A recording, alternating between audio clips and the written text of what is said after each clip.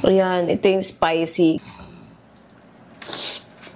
Okay guys, so dumating na yung in-order ko sa internet na, tara, balot. Balot pero nakaganyan, no? O diba, kakaiba talaga. So try natin muna itong color green nila. Ito daw ata yung parang regular eh. Itlog talaga, itsurang itlog. Pag nakita mo naman.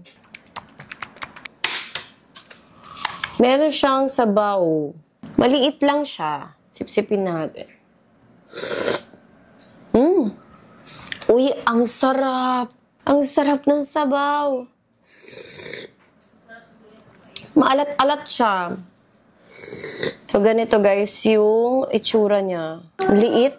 Subo na natin.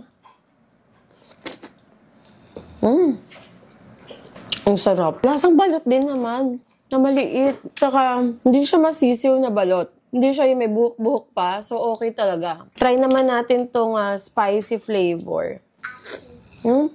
Uy, maanghang nga. Ang galing. Sabaw pa lang guys, ang sarap na. Ayan, ito yung spicy. Ganon din naman yung itsura niya. Kasi hindi mo rin talaga makita yung sisiw. Pero for sure, meron naman to nasa loob.